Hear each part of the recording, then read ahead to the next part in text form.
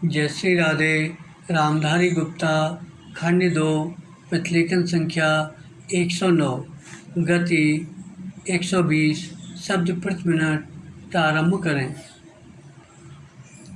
मेरे देश भाइयों, भारत की स्वतंत्रता हित में अपनी सेवा अर्पित करने का सौभाग्य मुझे बहुत वर्षों से रहा है।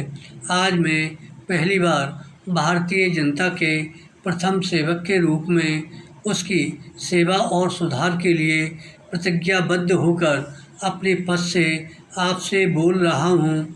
मैं यहाँ इसलिए हूँ कि आपकी ऐसी इच्छा थी और मैं यहाँ तभी तक हूँ जब तक कि आप अपना विश्वास देकर मेरा सम्मान करते हैं। हम आज स्वतंत्र और पूर्ण सत्ताधारी लोग हैं और हमने अपने को अतीत के बोझ से मुक्त कर लिया है।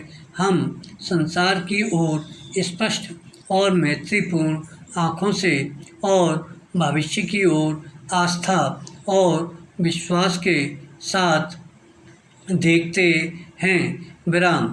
विदेशी आधिपत्य का बोझ दूर हो गया है, लेकिन स्वतंत्रता अपनी अलग जिम्मेदारियां और भार लाती हैं और उन्हें हम स्वतंत्र लोगों की भावना से ही आत्मसंयम के साथ और उस स्वतंत्रता की रक्षा और विस्तार करने के निश्चय से वहन कर सकते हैं। विराम। पैरा।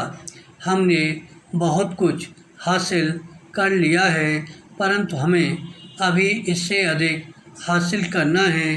तो आइए हम अपने नए धंधों में दृढ़ता से और ऊंचे सिद्धांतों को ग्रहण करते हुए, जिन्हें कि हमारे महान नेताओं ने सिखाया है, लग जाएं। विराम।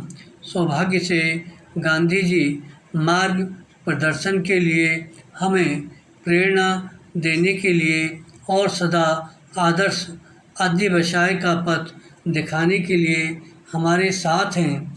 बहुत दिनों से उन्होंने हमें सिखाया कि आदर्श और उद्देश्य उन साधनों से पृथक नहीं किए जा सकते जो कि उनकी सिद्धि के लिए उपयोग में लाए जाते हैं। अर्थात अच्छे उद्देश्यों की सिद्धि अच्छे साधनों द्वारा ही संभव है। यदि हम जीवन की महान बातों की ओर लक्ष्य करते हैं, यदि हम भारत का स्वप्न बड़े राष्ट्र के रूप में देखते हैं जो कि शांति और स्वतंत्रता का अपना प्राचीन संदेश दूसरों को दे रहा है, तब हमें स्वयं बड़ा बनना है और भारत माता की योग्य संतान बनना है। संसार की निगाहें हम पर हैं और वे पूर्व में इस स्वतंत्रता के जन्म को ध्यान से देख रही हैं और विचार कर रही हैं कि इसका अर्थ क्या है।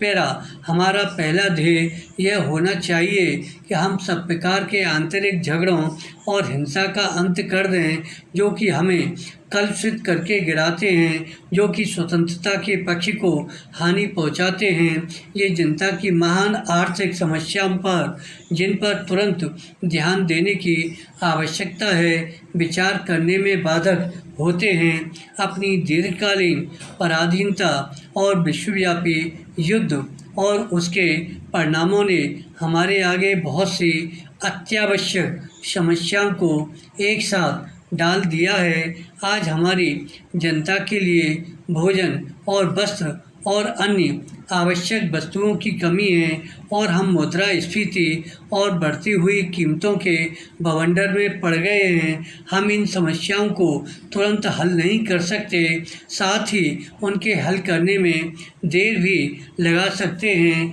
विराम। धन्यवाद।